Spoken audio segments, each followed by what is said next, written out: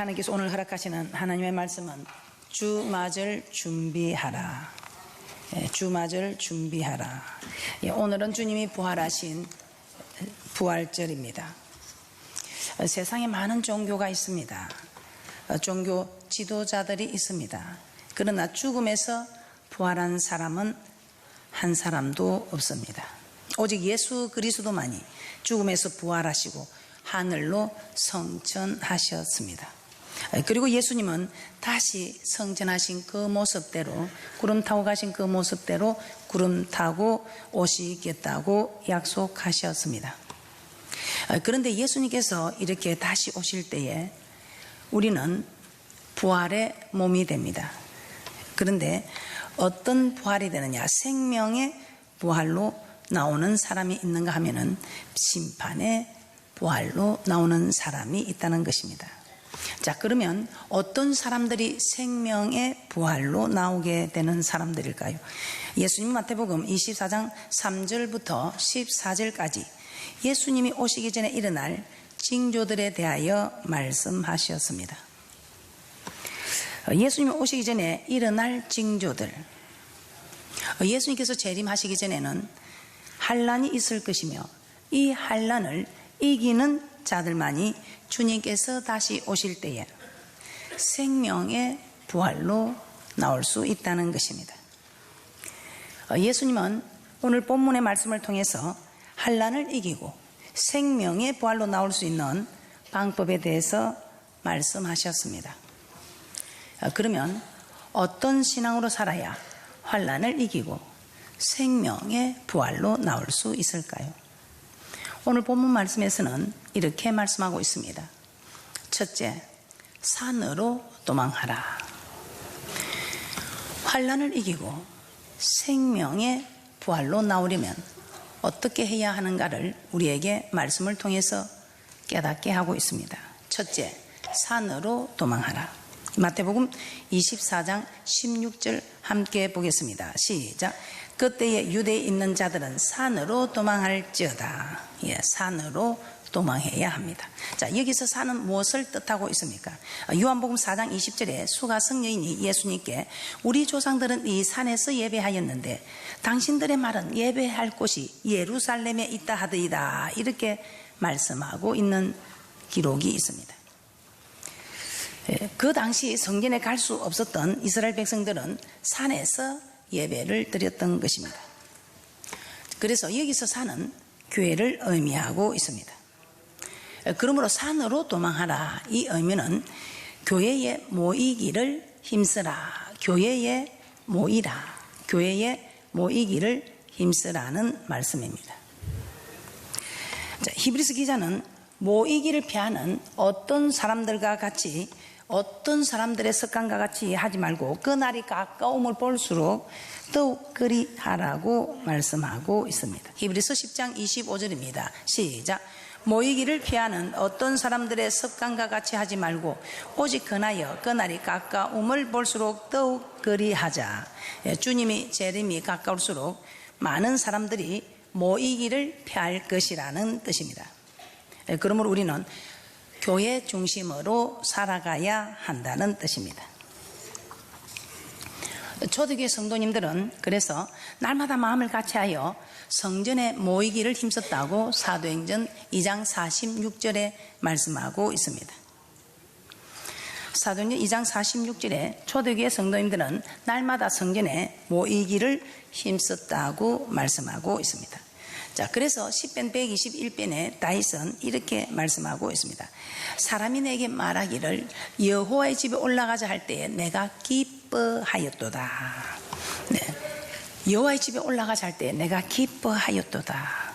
왜냐하면 우리 하나님께서는 날마다 성전에 모이기를 힘쓰라고 하셨기 때문에 우리는 이 환난을 이기고 생명 부활로 나오기 위해서는 산으로 도망하는 자들이 되어야 한다는 것입니다.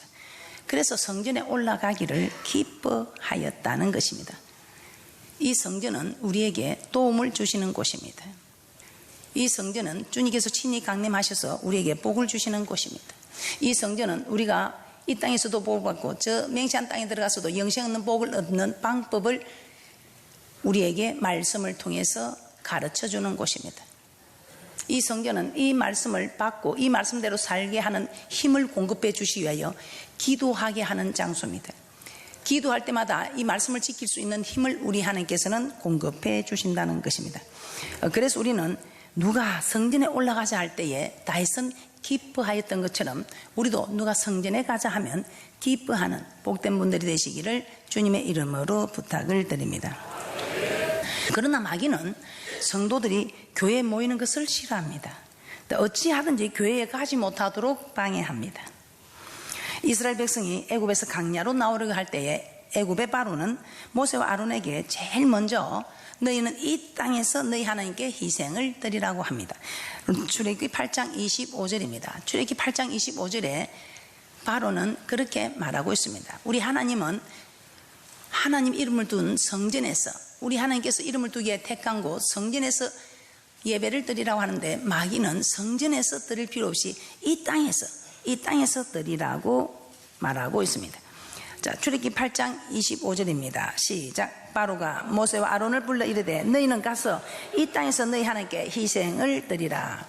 여기서 애굽은 이 땅은 애굽입니다. 이 애굽은 세상을 뜻하며 애굽에서의 종살이는 세상에서 죄의 종살이를 의미합니다. 그리고 애굽의 왕 바로는 마귀를 상징합니다. 출애굽하는 과정에서 하나님께서는 바로의 마음을 강박케 하여 이스라엘 백성을 순순히 내어 보내지 않습니다. 그때마다 우리 하나님께서는 강박한 자에게는 재앙을 준다는 기록된 말씀처럼 바로가 마음을 강박하게 할 때마다 우리 하나님께서는 재앙을 허락합니다. 이 재앙으로 애굽을 치게 될 때에 출애굽기 8장 25절 말씀은 파리 재앙 후에 바로가 모세와 아론을 불러서 말하는 장면입니다.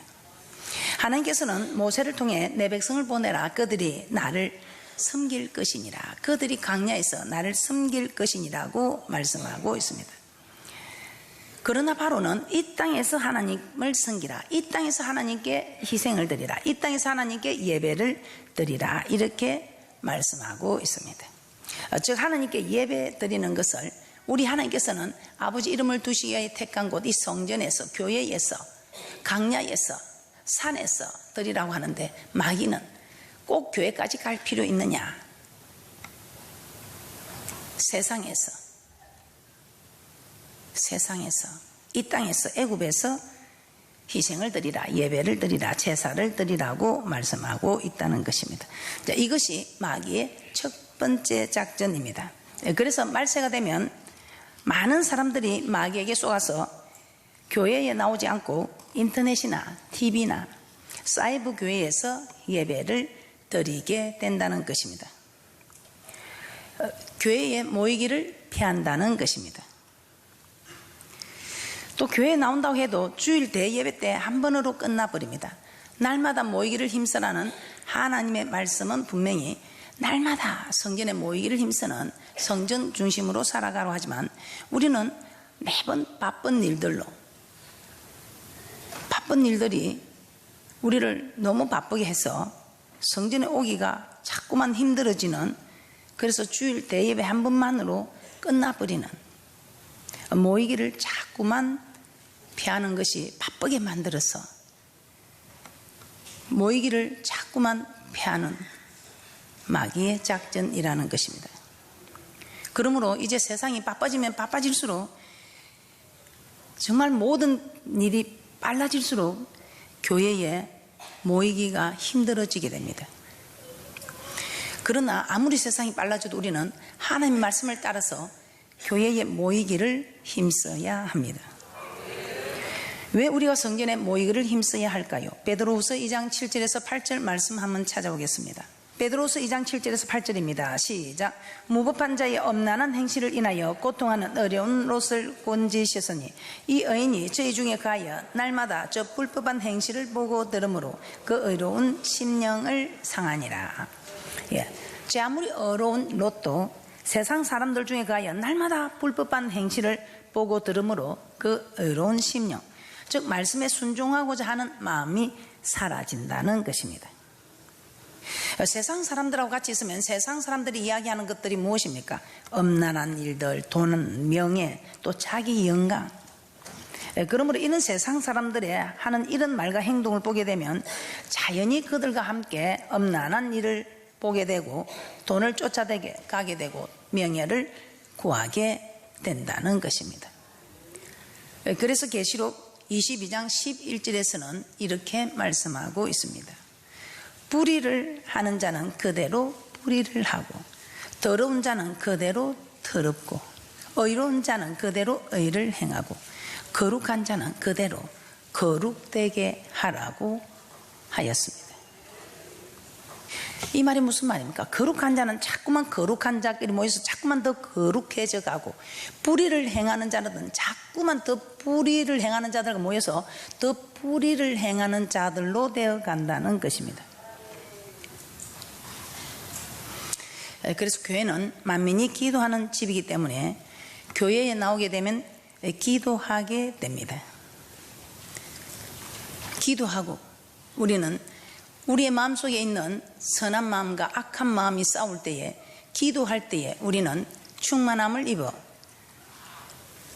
성령의 소욕이 강함으로 육체의 소욕을 이기게 된다는 것입니다.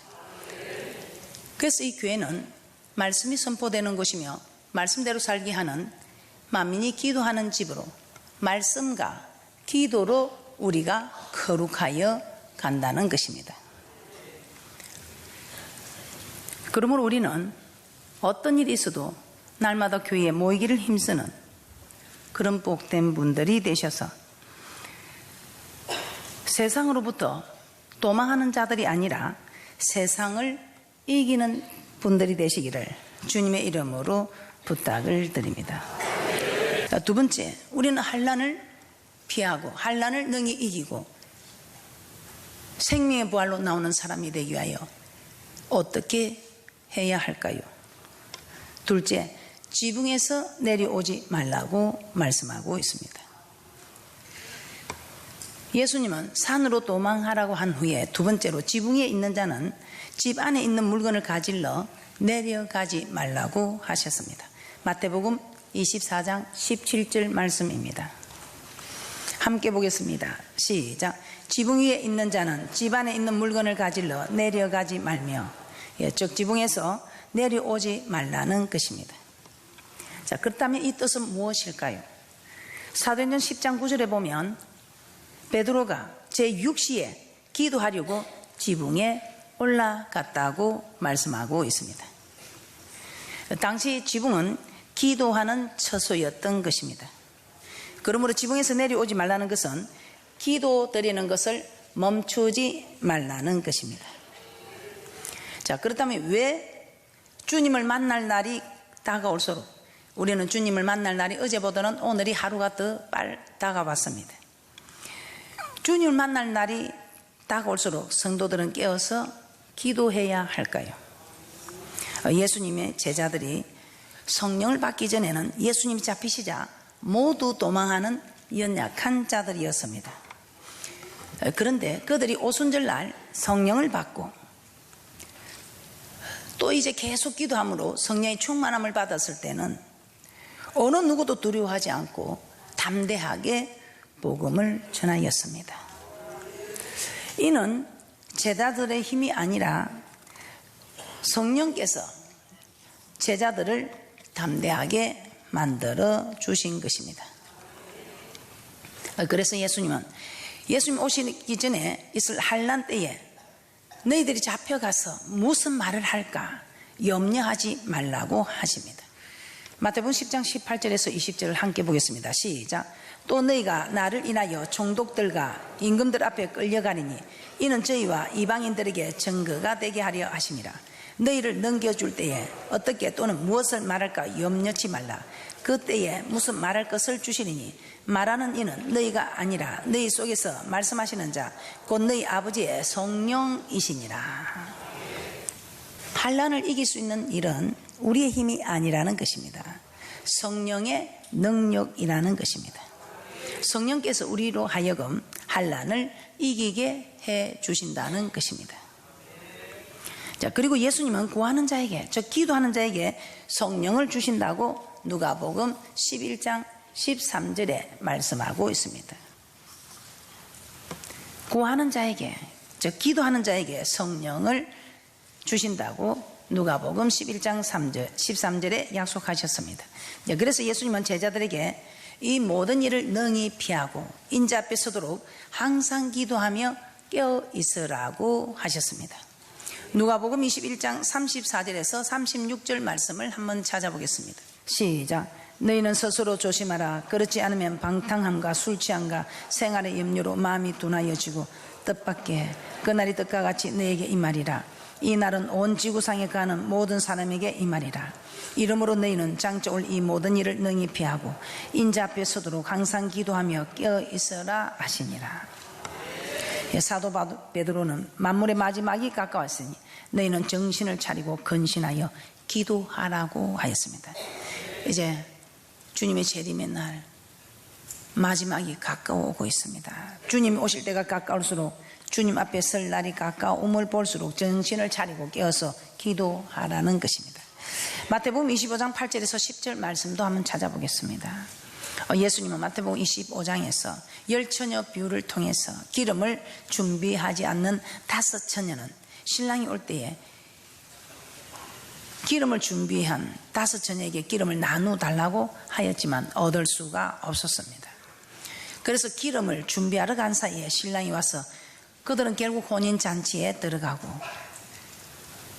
기름을 사러 갔던 사람들은 들어갈 수가 없었다는 것입니다. 여러분은 지금 기름을 준비하는 분들입니까? 기름을 준비하지 못하여 기름을 준비하러 간 사이에 문은 닫히고 혼인잔치에 들어가지 못하여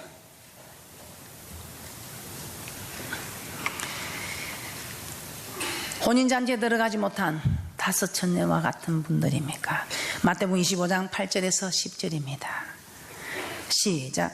미련한 자들이 설기 있는 자들에게 이르되 우리 등불이 꺼져가니 너희 기름을 좀 나눠달라 하거늘 설기 있는 자들이 대답하여 가로되 우리와 너희의 쓰기에 다 부족할까 하노니 차라리 파는 자들에게 가서 너희 쓸 것을 사라 하니 저희가 사러 간 동안에 신랑이 오므로 예비하였던 자들은 함께 혼인잔치에 들어가고 문은 닫힌지라. 여기서 기름은 성령을 의미합니다. 그리고 기름은 나누어 가질 수가 없다는 것입니다.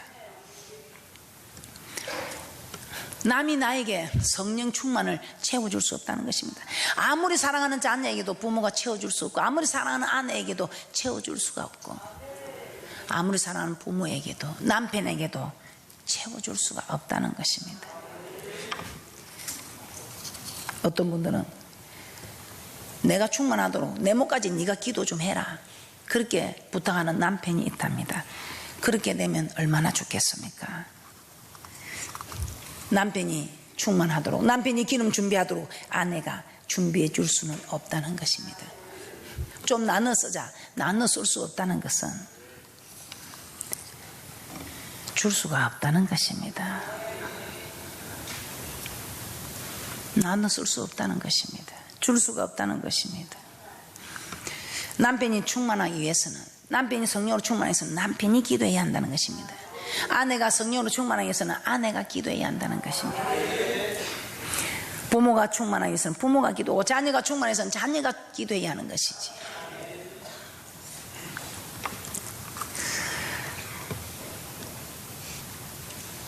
신랑이 오기 전에 기름을 준비해야지 신랑이 오고 나서 준비하는 기름은 이미 때가 늦었고 혼인잔치에 들어가지 못한다는 것입니다. 말세가 되면 될수록 정신을 차리고 깨어서 기도하라는 것입니다.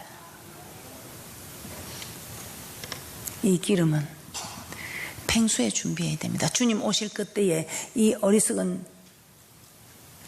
5처녀처럼 살아갈 수가 없다는 것입니다. 환난을 이기고 생명의 부활로 나오기 위해서 셋째, 밭에 있는 자는 뒤로 돌이키지 말라. 밭에 있는 자는 뒤로 돌이키지 말라. 마태복음 24장 18절입니다. 예수님은 지붕에 있는 자는 내려오지 말라고 하신 후에 이제는 밭에 있는 자는 겉옷을 가질러 뒤로 돌이키지 말라고 하셨습니다. 고린도전서 3장 9절에서는 이렇게 말씀하고 있습니다. 우리는 하나님의 동력자들이요 너희는 하나님의 밭이요 하나님의 집이니라. 그러므로 밭은 우리 자신을 말하고 있습니다. 밭에 무엇이 뿌려집니까? 씨가 뿌려집니다. 그러면 이 씨가 무엇일까요? 누가복음 8장 11절에서는 이 씨는 하나님의 말씀이라고 합니다. 따라서 하나님의 말씀이 저와 여러분에게 뿌려진다는 것입니다. 그러므로 밭에 있는 자는 뒤로 돌이키지 말라는 말은 하나님의 말씀을 받아서 결실하라는 것입니다. 저 하나님의 말씀을 받아서 순종하라는 것입니다. 하나님의 말씀을 받아서 순종하면 결실하게 되는, 그래서 이렇게 순종해서 결실할 때 환난을 이기고 주님 앞에 설 수 있다는 것입니다. 자, 그럼 우리가 어떻게 결실할 수 있는지, 예수님은 누가복음 8장에서 착하고 좋은 마음으로 말씀을 듣고 지켜 인내하는 자가 100배의 결실을 거둘 수 있다고 말씀하고 있습니다. 결실을 하기 위해서는 먼저 착하고 좋은 마음으로 말씀을 들어야 합니다. 자, 그러면 착하고 좋은 마음은 어떤 마음일까요? 제일 착하고 좋은 마음이 어떤 마음일까요? 신성과 인성을 겸비한 우리 주님의 마음이 가장 착하고 좋은 마음인 줄 믿습니다. 사도 바울은 빌립보 성도들에게 예수 그리스도의 마음을 품으라 이렇게 말씀하셨습니다. 예수 그리스도만큼 착하고 좋은 마음이 있겠습니까? 자, 그 예수님은 하나님의 본체시나 종의 형체를 가져 사람과 같이 되었고 자기를 비어 종의 형체를 가진 사람들과 같이 되어서 하나님의 말씀에 죽기까지 복종하였다. 이렇게 빌립보서 2장 5절에서 8절에 말씀하고 있습니다. 죽기까지 복종한 그리스도의 마음, 이 마음을 품으라. 빌립보서 2장 5절에서 8절에서는 말씀하고 있습니다. 종은 주인의 어떤 말에도 네라고 대답합니다. 아니오가 없습니다. 예수님은 하나님이셨지만 이 땅에 오셔서 하나님의 말씀을 받을 때에 종의 자세로 받았다는 것입니다. 즉 하나님의 어떤 말씀에도 아니오가 아니고 네 하고 죽기까지, 죽는 일까지, 죽는 일에도 네 하고 순종하셨다는 것입니다. 그래서 말씀대로 따라가시는, 내가 길이요 진리요 생명이라고 말씀하시는 말씀만 따라가는, 주님만 따라가는 이 말씀은 육신이 되어 이 땅에 오신, 말씀이 육신이 되어 이 땅에 오신 말씀만 따라가는 것이라는 것을 아시고 어떤 일이 있어도 종의 자세로 말씀을 받아서 네라고 순종하는 복된 분들이 되시기를 주님의 이름으로 부탁을 드립니다. 자, 이렇게 종의 자세로 말씀을 받고 그 다음에는 받은 말씀을 끝까지 인내하며 지켜야 결실하게 됩니다. 요한복음 15장 5절 말씀을 한번 찾아보겠습니다. 시작. 나는 포도나무요 너희는 가지니 저가 내 안에 내가 저 안에 있으면 이 사람은 가시를 많이 맺나니 나를 떠나서는 너희가 아무것도 할 수 없음이라. 이는 우리가 주님 안에만 있으면 가시를 많이 맺을 수 있다는 것입니다. 그러면 주님 안에 있다는 것은 무엇을 뜻합니까? 말씀에 순종할 때에 주님 안에 거하게 되는 것이며 말씀에 순종할 때 하나님께서 열매를 맺게 해 주신다는 것입니다. 자, 그리고 이렇게 말씀에 순종하는 것을 한 번만 하는 것이 아니라 열매가 맺어질 때까지 인내하며 계속해야 한다는 것입니다. 자, 이렇게 하는 것이 밭에서 돌이키지 않는 것이며 환난을 이기고 주님을 맞이하는 신앙인 것입니다. 결론입니다. 주님은 언제 다시 오실지 아무도 모릅니다. 그러나 반드시 오십니다. 그때 준비된 자는 생명의 부활로 나오게 되지만 준비되지 못한 자는 심판의 부활을 당하게 될 것입니다. 그러므로 우리는 항상 성전에 오르기를 기뻐해야 합니다. 쉬지 말고 기도하여 늘 성령으로 충만해야 합니다. 또 말씀을 받고 지켜서 결실해야 합니다. 이런 신앙을 늘 이런 신앙으로 살아서 언제 주님이 오시더라도 주 만절 준비가 준비된 생명의 부활로 나오는 복된 분들이 되시기를 주님의 이름으로 축복합니다.